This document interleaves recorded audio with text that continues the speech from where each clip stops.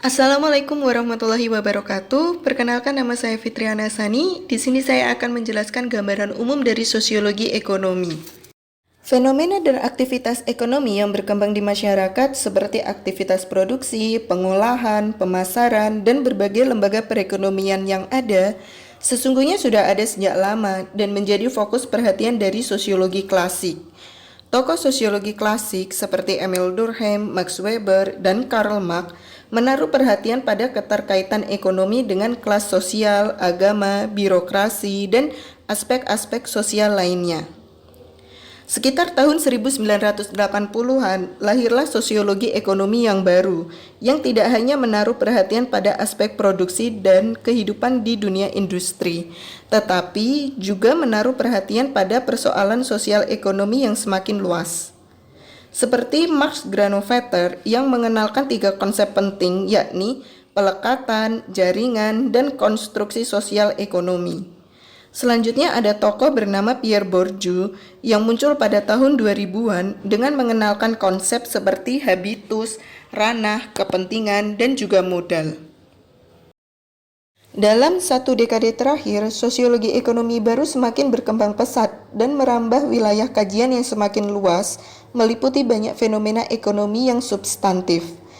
Dalam perkembangan sosiologi ekonomi yang baru, hampir semua aspek aktivitas ekonomi dikaji, baik di tingkat individu, kelompok, masyarakat, komunitas, dan kelembagaan.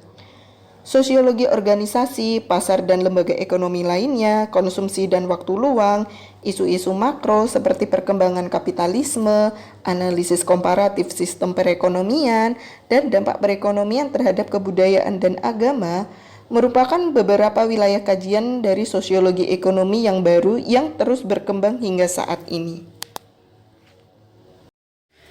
Sebagai bagian dari ilmu sosial, sosiologi menyadari bahwa untuk menjelaskan dan memahami realitas sosial ekonomi yang terjadi di masyarakat, tidaklah cukup dengan mengandalkan teori-teori sosiologi klasik, tetapi juga harus menyapa disiplin ilmu lainnya termasuk ilmu ekonomi seperti kelas sosial, gaya hidup, alienasi, anomi, dan lain-lainnya.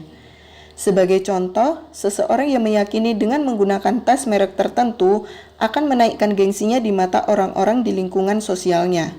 Maka jangan heran jika ia bersedia mengeluarkan dana hingga puluhan juta rupiah hanya untuk membayar sebuah tas di plaza terkenal di luar negeri yang mode, ukuran, dan fungsinya tak berbeda jauh dengan tas bermerek yang banyak dijual di pasar-pasar murah.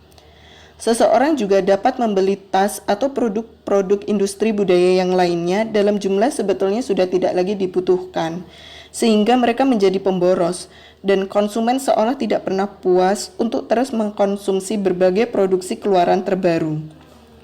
Untuk menjelaskan fenomena seperti ini, jelas tidak hanya mengandalkan pada ilmu ekonomi atau ilmu sosiologi saja, karena fenomena seperti ini baru bisa dipahami jika dikaji dengan menggunakan ilmu yang saling melengkapi, yaitu ilmu sosiologi ekonomi. Terima kasih.